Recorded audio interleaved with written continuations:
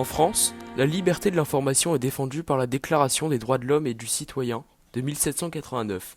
Mais des pressions de toutes sortes empêchent l'information d'être aussi libre qu'elle le devrait.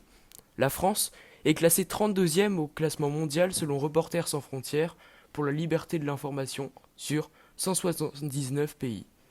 De plus, cette position descend d'année en année, ce qui est inquiétant pour un pays comme la France. Nous avons alors enquêté auprès de professionnels du milieu, médiatique, juridique et politique, afin de recueillir leurs témoignages et avoir leur ressenti sur la question, pour en apprendre plus sur la liberté de l'information dans notre pays, qui est en réel danger, et pour pouvoir émettre une conclusion en regroupant 3 points de vue différents.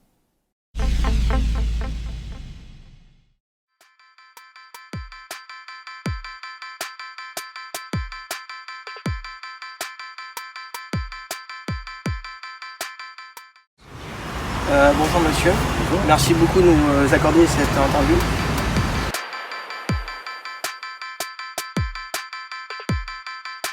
Pour la caméra.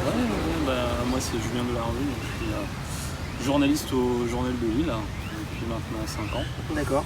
Et, je suis journaliste depuis une dizaine d'années à la radio.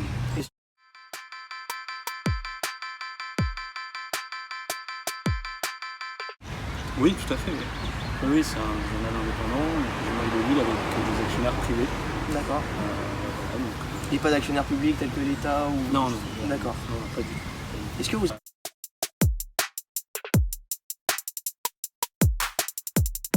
Non, pas personnellement, j'ai pas été confronté à la censure. Ou dans votre journal, je sais pas. Non. Après, il faut. Dans un journal, vous savez, il y a quand même. On est sur des entreprises privées, donc il peut y avoir des intérêts à rentrer en jeu. Mais après, nous, on dépend. Nous, en tant que journaliste, on a une rigueur, une déontologie qui nous oblige à travailler sans pression.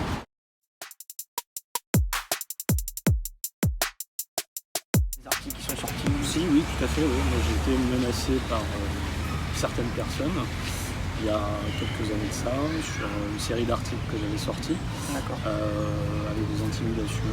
Et c'était des entreprises ou des personnes en particulier? Non, c'était des personnes en particulier. Après, je ne donnerai pas de Ah nom, ouais. etc. Mais oui, bien sûr, ça fait un peu partie malheureusement du lot quotidien des journalistes.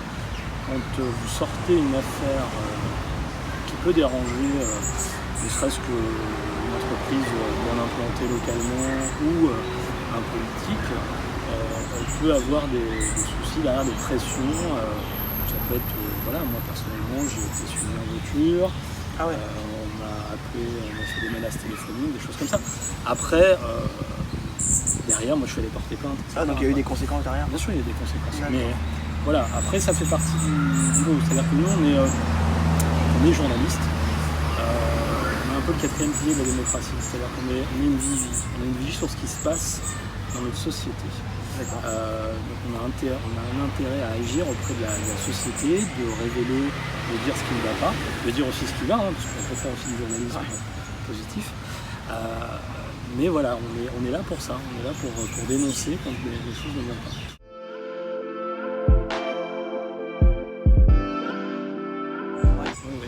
pas. D'une manière générale, oui. Alors, nous, on dépend d'une loi de 1886, celle de la liberté de la presse. Ouais. Mais plus récemment, on se rend bien compte qu'au niveau du climat actuel, je prends un exemple, si vous écrivez un article qui va déplaire tout de suite, vous allez avoir des attaques devant les tribunaux, des attaques en diffamation. On peut être traîné dans la boue sur les réseaux sociaux. Donc voilà, tout ça fait qu'il y a un climat autour de la presse, un climat qui n'est pas bon, on est un peu montré du doigt. Et seulement notre travail, on est là pour dénoncer quand les choses ne vont pas. Et le souci, c'est qu'aujourd'hui, vous avez une montée en puissance, enfin c'est même pas une montée en puissance, mais de plus en plus de gens sur les réseaux sociaux. D'accord. Des gens dans le politique aussi, parce qu'on a pu le voir récemment lors de la visite par exemple du président de la République, où quand on parle d'une certaine idée de la censure, par exemple notre journal n'a pas été invité à couvrir une séquence présidentielle. Et il y avait des raisons ou quelque chose comme ça, non? La veille, un papier qui n'a pas pu en lieu. D'accord. Ça a débouché sur cette forme de censure. Voilà, et c'est d'autant plus inquiétant que ça vient du pouvoir, ça vient de la présidence de la République. Donc on peut se poser des questions. Si le pouvoir en place, le pouvoir exécutif dit « Ah ben moi je veux pas de cette presse-là, parce que ce qu'ils ont écrit ça m'a pas plu », il y a quand même un problème. Il y a un vrai problème de censure.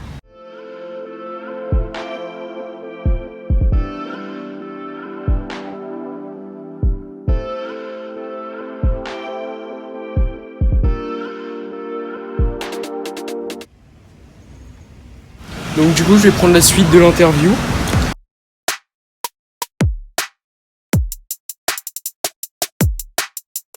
Moi je trouve que ça s'est peut-être durci au fil des années, puisque de plus en plus on voit au niveau de l'actionnariat, mais ça je parle vraiment dans les journaux, les grands journaux, des grands groupes, c'est de plus en plus de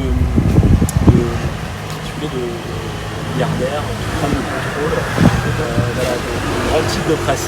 Après, est-ce qu'on peut parler de censure? Je crois pas, parce que si on regarde par exemple Le Monde, qui a c'est des grandes fortunes qui tiennent, voilà, moi j'ai pas l'impression qu'il y ait une censure. Après, oui, elle existe. Elle existe dans certains journaux, elle existe. Voilà, on peut pas le nier, quoi.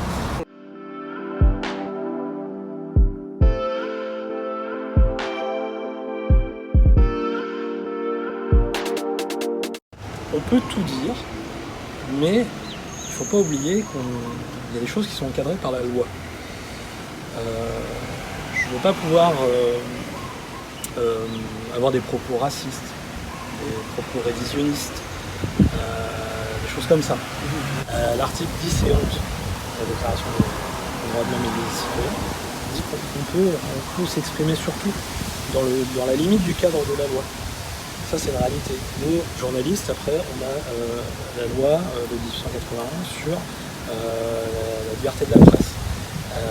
Voilà, ce sont des choses qui sont encadrées.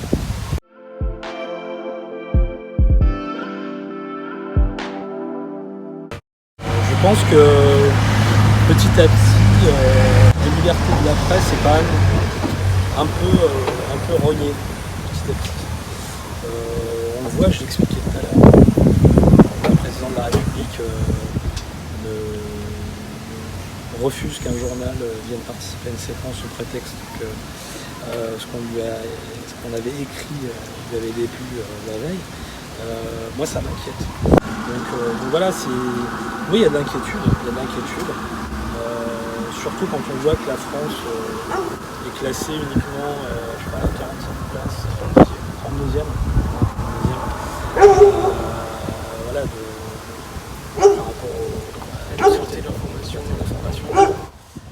Oui, il y a de l'inquiétude, sachant qu'on recule d'année en année. Donc il y a un problème. Alors, ça devrait pas être le cas. En France, on a une démocratie. Après cette rencontre avec Monsieur Delarue, nous pouvons dire que la censure et la restriction de la liberté de l'information sont des phénomènes de plus en plus courants dans le domaine médiatique. Cela est d'autant plus inquiétant, surtout que l'information transmise est souvent influencée par les actionnaires qui détiennent les médias. De plus, il est souvent dans leur intérêt de ne pas aller contre le gouvernement. Ou de diffuser des articles qui pourraient aller à l'encontre de leurs intérêts. Le travail des journalistes est donc de plus en plus décrédibilisé. À cela s'ajoute le déclin de l'intérêt porté par les Français pour la presse, très souvent délaissée au profit des réseaux sociaux et des nouvelles manières de s'informer, qui ne cessent de gagner en notoriété. Les journalistes sont alors inquiets de l'évolution de l'information dans la presse, qui, selon eux, se durcit d'année en année en France.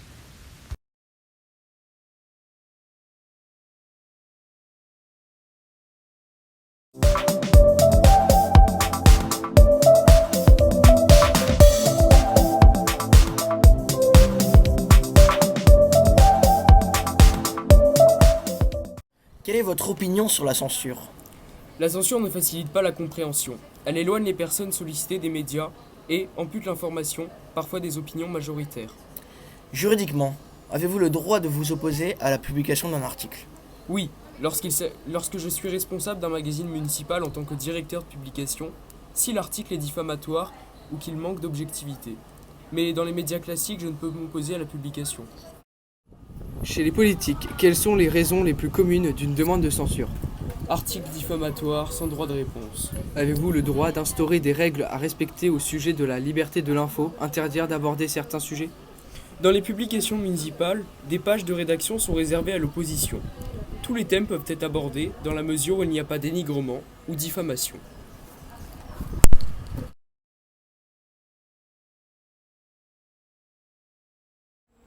Monsieur Jean-Baptiste Diparny décrète n'avoir pas vraiment été confronté à la censure. Mais son avis est que la censure n'est pas une solution et que la capacité d'un politique à censurer est la même que pour un particulier. Finalement, seule la diffamation et les propos choquants sont condamnables.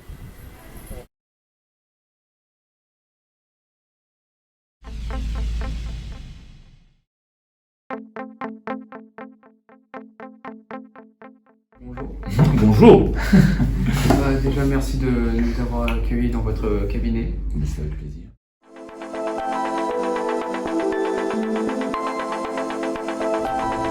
Donc, je m'appelle Thierry Caudet, je suis avocat au barreau de Saint-Denis, j'exerce la profession d'avocat depuis 1992 et j'interviens essentiellement dans des dossiers qu'on appelle dossiers de droit des affaires, droit commercial et également en droit social.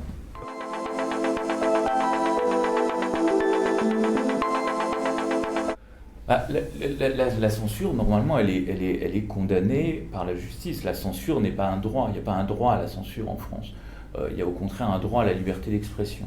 Donc, la censure, à partir du moment où elle s'exerce, parce qu'on peut toujours imaginer qu'elle s'exerce, soit elle peut s'exercer a priori, soit elle peut s'exercer a posteriori. Ça veut dire quoi? Ça veut dire que l'exercice de la censure a priori, ça veut dire avant la diffusion de l'information, d'une information. Ça veut dire que ça peut être un comité de lecture qui va avoir connaissance d'un livre et qui va en prendre connaissance avant qu'il soit publié et qui va tenter d'en obtenir l'interdiction, soit au motif de la diffamation, soit au motif d'une censure qui pourrait être le fait, par exemple, de l'éditeur qui refuserait de publier le livre de l'un de ses auteurs. Ça peut être aussi une forme de censure a posteriori, c'est-à-dire qu'une fois l'information communiquée, soit par voie de presse, soit encore une fois par un livre, une émission de télévision, un site internet, a posteriori, on va tenter d'obtenir l'interdiction de cette information. L'avocat qui va être celui de la personne qui se considère diffamée va tenter d'obtenir que l'information disparaisse ou soit en partie supprimée ou qu'en tête d'ouvrage, il y ait un avertissement qui soit publié. Mais il faut reconnaître que c'est quand même quelque chose de relativement rare et même d'extrêmement rare. D'accord.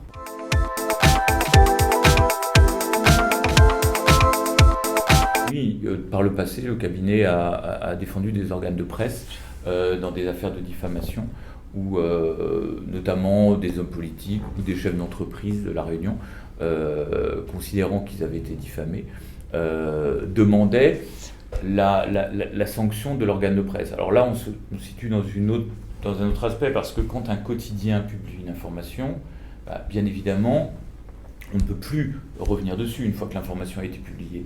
Donc, la personne qui se considère comme étant diffamée va tenter d'obtenir non pas la censure au sens où l'information ne va pas être diffusée, parce qu'elle l'a déjà été, mais la condamnation de l'auteur, donc l'organe de presse, au travers de son directeur de la publication, et tenter d'obtenir la condamnation et le paiement d'une amende et éventuellement une publication dans le journal de la décision rendue par le tribunal à titre de condamnation.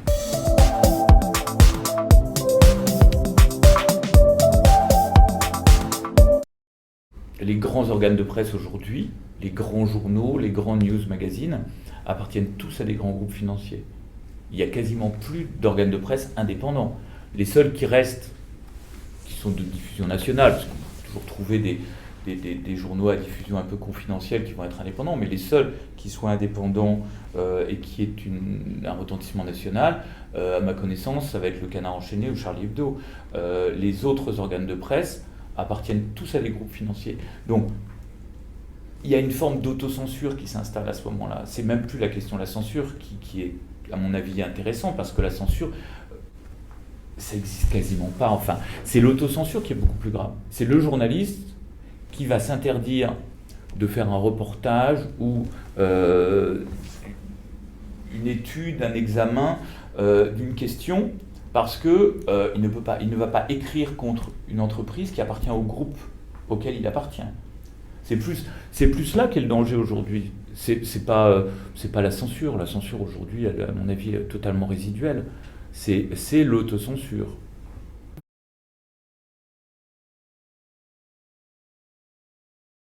Alors, bien sûr, il y a des lois, la grande loi sur la presse qui prévoit justement, notamment la diffamation, qui est le gros bloc qui va protéger, qui va encadrer la liberté de la presse, parce que le principe, c'est la liberté de la presse, et la restriction, ça va être la diffamation et l'injure.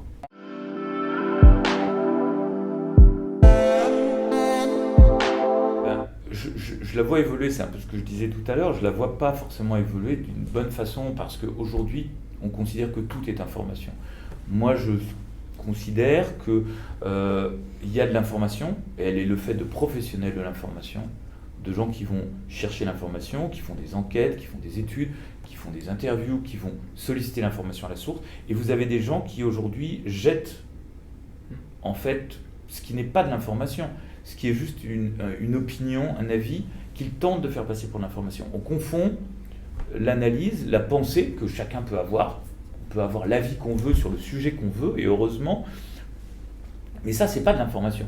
Je pense que, mais si j'essaye de transformer ma pensée en une information, là, je pervertis l'information. C'est-à-dire que c'est plus de l'information, mais j'essaye de faire croire que c'est une information. C'est le principe de la fake news. Je n'aime pas telle personne, donc je vais aller imaginer que telle personne a fait telle chose, et je vais présenter ça comme une information. Vous comprenez? Et cette différence-là, et ça, c'est une évolution de l'information que moi je trouve inquiétante, parce qu'il y a une confusion qui s'opère, et c'est dangereux pour tout un chacun. Personne n'est à l'abri demain, sur n'importe quel réseau social, n'importe quel média, de se trouver incriminé sur des choses qui sont totalement fausses et inventées, tout simplement parce que vous aurez déplu à quelqu'un, ou que quelqu'un vous en voudra pour une raison ou une autre. Et là, c'est fini, vous ne pouvez plus rien faire. Ouais, merci. Merci à vous.